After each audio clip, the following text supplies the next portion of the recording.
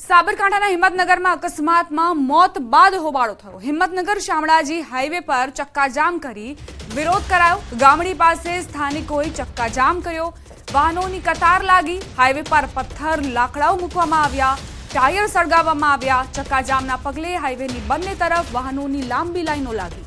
અજાણ્યા વાહને યુવાનને ટક્કર મારતા યુવાનનું મોત નીપજ્યું હતું। ગામભોઈ પોલીસ ઘટના સ્થળે પહોંચી અને સ્થિતિને કાબૂમાં લેવાનો પ્રયાસ કર્યો હતો। રોષે ભરાયેલા ટોળાએ પોલીસની ગાડી સળગાવી અને ટોળાએ ડીવાયએસપીની ગાડીમાં આગ ચંપી કરી। 3 થી 4 ગાડીઓના કાચ તોડી દેખાવ કર્યા। ટોળાએ પોલીસ પર પથ્થરમારો કર્યો હતો। સ્થિતિ વખરતા પોલીસે ટીયર ગેસના સેલ છોડ્યા હતા।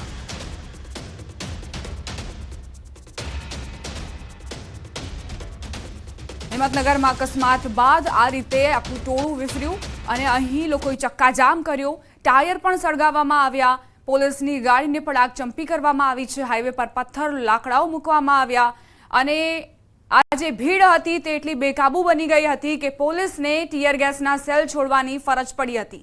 એક તરફ યુવાનનો અકસ્માત સર્જાયો અને બીજી તરફ આ રીતે લોકો વિરોધ કર્યો। સંવાદદાતા ઈશાન જોડાઈ ગયા છે વધુ જાણકારી સાથે।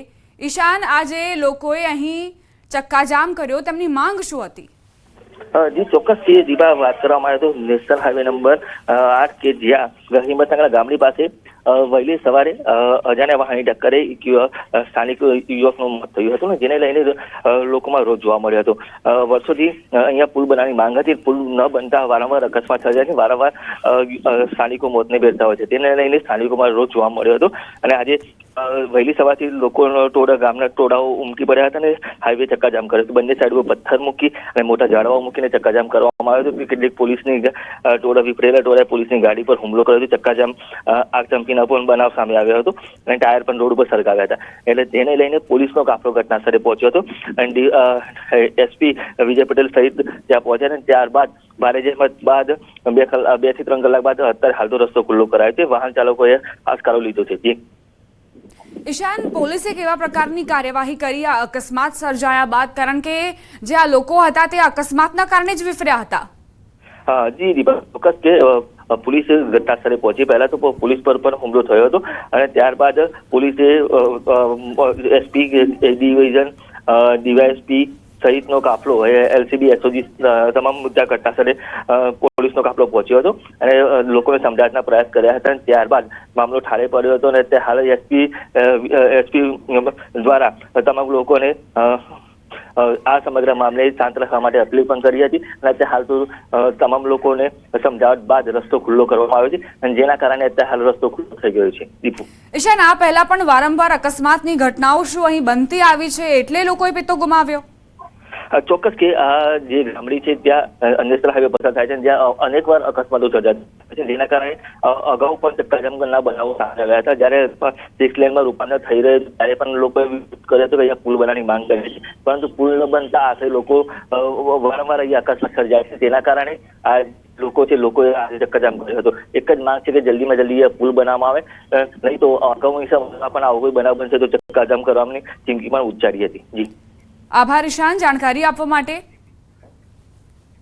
સમાચારોમાં આગળ વધીએ। બનાસકાંઠાથી સમાચાર। ગેસ ગળતર પ્રકરણમાં ખુલાસા થયા છે। ગેસ કટરની બોટલમાંથી ગેસ ગળતરનું અનુમાન લગાવવામાં આવ્યું છે। એસિટિલિન ગેસના ગળતર બાદ બનાવનું અનુમાન। ભંગારના ડેલામાં બોટલમાંથી ગેસ લીકેજનું અનુમાન લગાવવામાં આવ્યું છે। હાલમાં 78 પૈકી 31 દર્દીઓને હોસ્પિટલમાંથી રજા અપાઈ। સંવાદદાતા કિશોર જોડાઈ ગયા છે વધુ જાણકારી સાથે। હોસ્પિટલમાં જ તેઓ હાજર છે। કિશોર, અત્યારે દર્દીઓની કેવી સ્થિતિ જોવા મળી રહી છે અને જે દર્દીઓને રજા આપવામાં આવી છે તેઓ સ્વસ્થ થઈ ગયા છે કે કેમ? દીપા, ચોક્કસથી ટોટલ જે 78 લોકોને ગેસ ગળતરની જે અસર થઈ હતી ને અત્યારે તેમાંથી આપ જોઈ શકો છો કે 47 જેટલા દર્દીઓ અત્યારે સ્ટેબલ હાલતમાં છે અને અત્યારે ગંભીર બતાવવામાં આવી રહી છે અને 31 લોકોને અત્યારે રજા આપવામાં આવી છે। મહત્વની વાત તો એ છે કે જે લોકોને રજા આપવામાં આવી છે છે તમામ સ્ટેબલ છે અને અત્યારે પણ આપ જોઈ શકો છો કે જે સારવાર હેઠળ જે 47 લોકો છે તે લોકો પણ અત્યારે સ્ટેબલ જોવા મળી રહ્યા છે. અને મહત્વની વાત તો એ છે કે માલણ દરવાજા પાસે જે ગેસ ગળતરની ઘટના બની હતી તેમાં ગેસ કટરની બોટલમાં વપરાતો એસિટિલિન ગેસ ગળતર થયો હોવાનું અત્યારે પોલીસ દ્વારા પ્રાથમિક અનુમાન લગાવવામાં આવ્યું છે. અને એફએસએલની ટીમો દ્વારા રાત્રિથી જ તપાસનો ધમધમાટ શરૂ કરવામાં આવ્યો છે. અને અત્યારે આપ જોઈ શકો છો કે 1-2 લોકોને છોડતા જે તમામ જે 47 લોકો અત્યારે છે તેઓ સ્ટેબલ જોવા મળી રહ્યા છે. અને રાહતની વાત એ છે કે 78માંથી 78 લોકો જે છે તે સ્વસ્થ થઈ જશે. દીપા, કિશોર, જે આ ઘટના બની હતી તેને લઈને કોઈ વિગતો બહાર આવી કે કઈ રીતે આ ગેસ ગળતરની ઘટના બની જેથી આટલા તમામ લોકોને બીમાર થવાનો વારો આવી ગયો?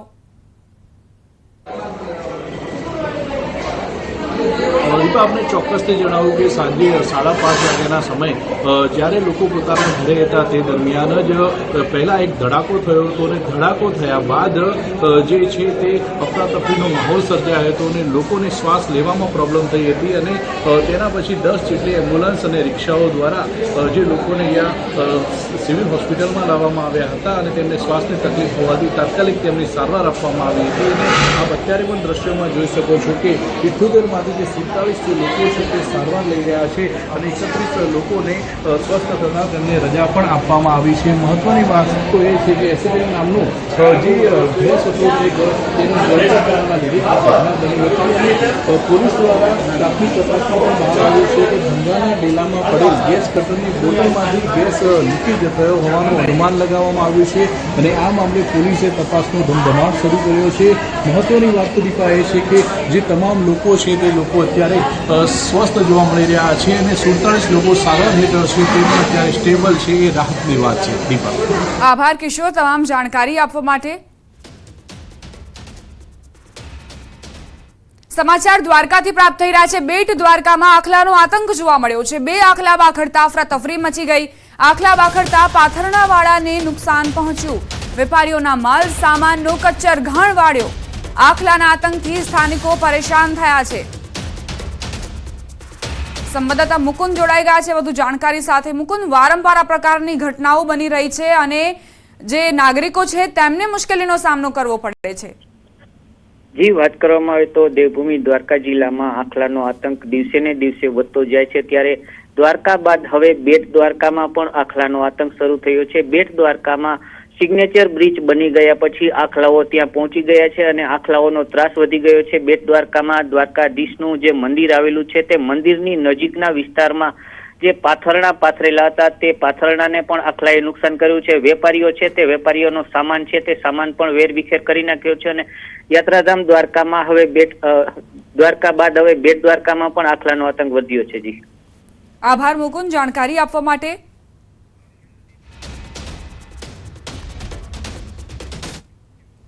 આકરી ગરમી અને માખીઓનો ત્રાસ. મહેસાણાના નંદાસરના ધનાલી ગામમાં માખીઓનો ત્રાસ જોવા મળી રહ્યો છે. માખીઓના ત્રાસથી ધનાલીના રહીશો પરેશાન થયા છે.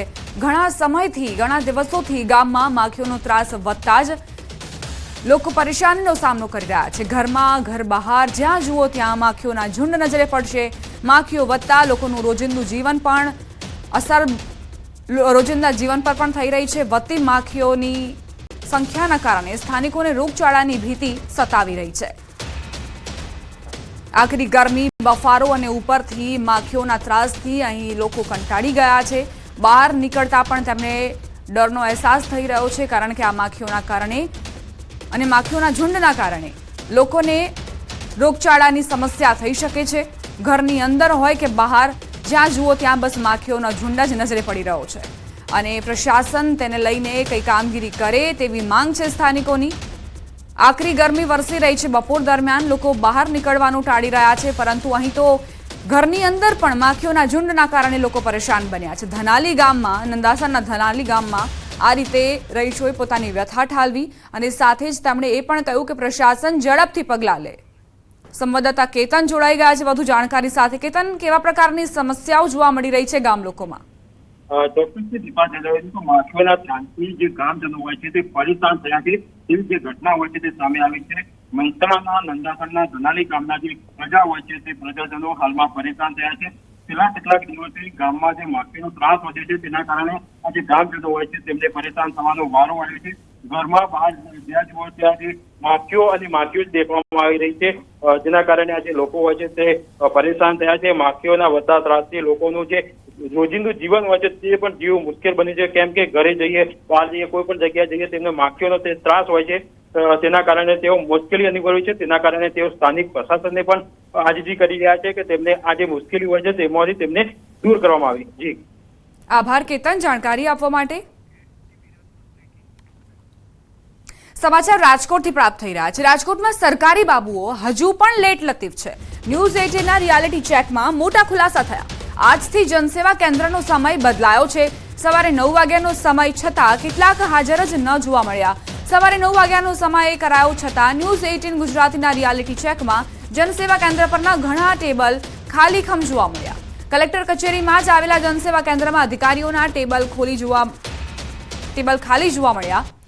તો સરકારી અધિકારીઓની ગેરહાજરી છતાં ઘણા ટેબલ અને કેબિનોમાં પંખા ફરતા નજરે પડ્યા. જો કે કેટલાક સરકારી અધિકારીઓ નિયમ સમય પહોંચતા પણ નજરે પડ્યા.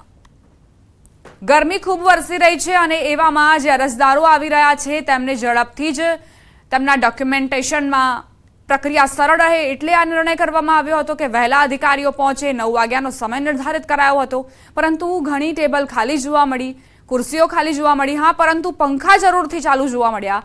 અને જે તમામ કચેરીઓમાં અપીલ કરવામાં આવતી હોય છે સરકાર તરફથી કે વીજળીની બચત કરો, તે નિયમના પણ ધજાગરા ઉડતા જોવા મળ્યા.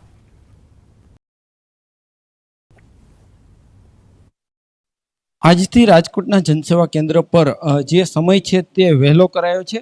સમય 9 વાગ્યાનો કરાયો છે. જોકે રાજકોટ શહેરના જિલ્લા કલેક્ટર કચેરીમાં જ આવેલા આ જનસેવા કેન્દ્ર પર અનેક એવા ડિપાર્ટમેન્ટો છે કે જ્યાં હજુ અધિકારીઓ નથી આવ્યા. હાલ આપ દ્રશ્યોમાં પણ જોઈ શકો છો કે જે રીતના આ કચેરી છે અહીંયા અનેક જગ્યાએ હજુ ખાલી છે. હજુ કોઈ કહી શકાય કે અધિકારીઓ નથી આવ્યા. અનેક ટેબલો ખાલી છે. જો કે કેટલીક જગ્યાએ પંખાઓ હજુ ચાલુ છે. બીજી તરફ વાત કરવામાં આવે તો આજથી 9 વાગ્યાનો સમય કરવામાં આવ્યો છે. કેટલાક અરજદારો પણ પહોંચ્યા છે. અહીંયા ખાસ કરીને વાત કરવામાં આવે તો અત્યારે જે રીતના હીટ વેવ પડી રહ્યો છે એને લઈને સમય વહેલો કરાયો છે, પરંતુ ક્યાંક ને ક્યાંક અત્યારે ઘડિયાળમાં પણ જોઈ શકો છો કે 9:15 વાગ્યાનો સમય થયો છે. 9:15 વાગ્યાના આ સમય થયો છે. આમ છતાં પણ હજુ સુધી કેટલાક ટેબલો છે તે ખાલી છે. ખાસ કરીને રાજકોટ જે જિલ્લા કલેક્ટર કચેરી છે ત્યાં દ્રશ્યોમાં પણ જોઈ શકો છો કે જે રીતના સમય જે દર્શાવવામાં રહ્યો છે, પરંતુ બીજી તરફ આ જે છે અરજી સ્વીકારવાની હોય, સોગંદનામું કરવાનું હોય તેવા અનેક ટેબલો છે તે હજુ ખાલી જોવા મળી રહ્યા છે. હજુ અધિકારીઓ અહીંયા પહોંચ્યા નથી. ત્યારે કહી શકાય કે હજુ આ ખુદ જે આ જગ્યા બિલ્ડિંગમાં ઉપર ખુદ જિલ્લા કલેક્ટર બેસે છે, ખુદ જિલ્લા કલેક્ટર જ આ જગ્યાએ હોય છે. આવા સમયે જ કહી શકાય કે જે પાલન થવું જોઈએ, જે નિયમનું જે સમયનું પાલન હજુ ક્યાંક ન થતું હોય તેવું અત્યારે સામે આવી રહ્યું છે. હાર્દિક જોશી, ન્યૂઝ 18 ગુજરાતી, રાજકોટ. સમાચાર જૂનાગઢથી પ્રાપ્ત થઈ રહ્યા છે. ગેરકાયદે અનાજનો જથ્થો પકડાયો. મેંદરડાથી સરકારી અનાજનો ગેરકાયદે જથ્થો પકડાયો. ઘઉં, ચોખા, ચણાના 600 થી વધુ કટ્ટા મળ્યા. મેંદરડામાં 4 દુકાનો સીલ કરાઈ છે. જપ્ત કરાયેલો જથ્થો સરકારી ગોડાઉનમાં રાખવામાં આવ્યો. ગીર સોમનાથ જિલ્લા વહીવટી તંત્ર તેમજ પુરવઠા વિભાગની આ કાર્યવાહી. મોડી રાત સુધી અધિકારીઓએ કાર્યવાહી કરી. જૂનાગઢ જિલ્લાના મેંદરડામાં ઘણા સમયથી સરકારી અનાજ વેચાતું હતું.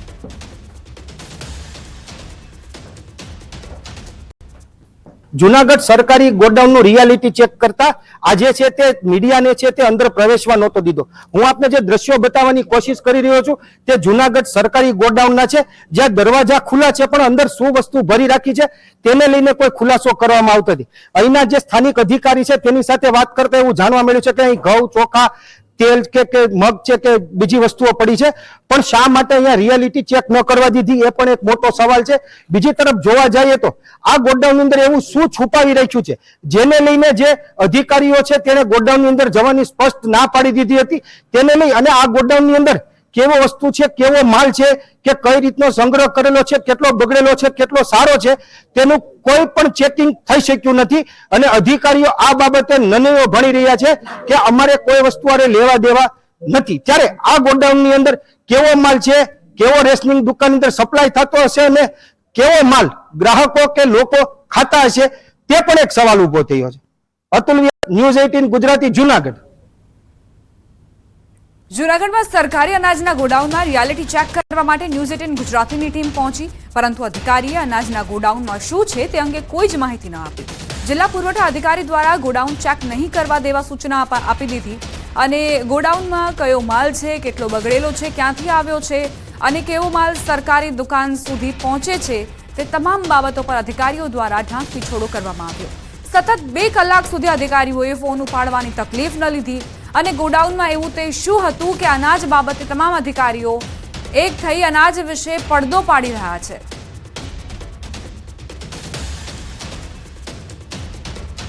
જુનાગઢ સરકારી ગોડાઉનનું રિયાલિટી ચેક કરતા આજે છે તે મીડિયાને છે તે અંદર પ્રવેશવા નહોતો દીધો. હું આપને જે દ્રશ્યો બતાવવાની કોશિશ કરી રહ્યો છું તે જુનાગઢ સરકારી ગોડાઉનના છે, જ્યાં દરવાજા ખુલ્લા છે પણ અંદર શું વસ્તુ ભરી રાખી છે તેને લઈને કોઈ ખુલાસો કરવામાં આવતો નથી. અહીંના જે સ્થાનિક અધિકારી છે તેની સાથે વાત કરતા એવું જાણવા મળ્યું છે કે અહીં ઘઉં, ચોખા, તેલ કે મગ છે કે બીજી વસ્તુઓ પડી છે, પણ શા માટે અહીંયા રિયાલિટી ચેક ન કરવા દીધી એ પણ એક મોટો સવાલ છે. બીજી તરફ જોવા જઈએ તો આ ગોડાઉન અંદર એવું શું છુપાવી રાખ્યું છે જેને લઈને જે અધિકારીઓ છે તેને ગોડાઉનની અંદર જવાની સ્પષ્ટ ના પાડી દીધી હતી. અમદાવાદ શહેરમાં અનેક મોટા તળાવ પાણીના અભાવના કારણે સૂકા ભઠ્ઠ બન્યા છે, ત્યારે ન્યૂઝ 18 ગુજરાતીએ આવા તળાવ અંગે રિયાલિટી ચેક કર્યું હતું. અહેવાલ પ્રસારિત થતાની સાથે કોર્પોરેશનના સ્ટેન્ડિંગ કમિટીના ચેરમેને આદેશ કર્યો કે સુએજ ટ્રીટમેન્ટ કરીને પાણી તળાવમાં નાખવામાં આવશે. આ અંગે તેમણે જરૂરી સૂચના પણ આપી દીધી છે. મીડિયા સમક્ષ વાત કરતા કહ્યું કે શહેરના તળાવોમાં 12 માસ પાણી રહે તેવી વ્યવસ્થા કરાશે. તળાવમાં શુદ્ધ પાણી રહે તે માટે એનજીટી નિયમ મુજબ પાણી છોડવામાં આવશે. પાણીમાં ગંદી સ્મેલ ના આવે તે માટે પણ બેક્ટેરિયા છોડીને પાણી શુદ્ધ રખાશે.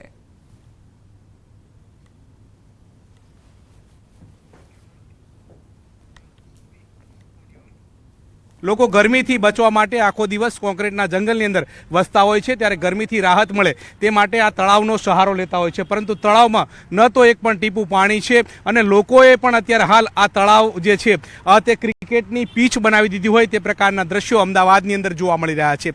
મહત્વનું છે કે ગરમીથી રાહત મળે તે માટે તળાવ છે, ગાર્ડન છે, તે પ્રકારના જે વિસ્તારોમાં જે લોકો જે છે તે આશરો લેતા હોય છે, પરંતુ અહીંયા તો આશરો પણ ન લઈ શકે તે પ્રકારની સિચ્યુએશન અત્યારે હાલ જોવા મળી રહી છે. તો તળાવમાં શુદ્ધ પાણી રહે તે માટે વ્યવસ્થા તો કરવામાં આવશે, પરંતુ અત્યારની આ સ્થિતિ છે કે તળાવ સૂકા ભઠ્ઠ બન્યા છે. ઉનાળાની આ સિઝનમાં તળાવો એક એવું નજરાણું જેની ઉપર લોકો પસંદગીનો કળશ ઢોળતા હોય છે, ત્યાંની મુલાકાત લઈને પરિવાર સાથે પણ સમય વ્યતીત કરતા હોય છે, પરંતુ અમદાવાદમાં ઘણા એવા તળાવ જે સૂકા ભઠ્ઠ બન્યા છે અને પાણીનું એક ટીપુંય તમને નજરે નહીં પડે. હવે તેનામાં પાણી આવે તેવી સ્થાનિકોને આશા છે. આ વખતના બજેટની અંદર સ્પેશિયલ એફટીપી પ્લાન્ટ અને તળાવમાં પાણી રહે તે માટે સ્પેશિયલ આયોજન કરવામાં આવ્યું છે. એકલું પાણી નહીં પણ તળાવની અંદર સ્વચ્છ પાણી રહે, એની અંદર લીલ ન જામે એ માટેનું પણ આયોજન કરવામાં આવ્યું છે અને તેનું સતત મોનિટરિંગ કરવામાં આવશે. બુલેટિનમાં રોકાઈશું એક નાનકડા વિરામ માટે. આપ જોતા રહો ન્યૂઝ 18 ગુજરાતી.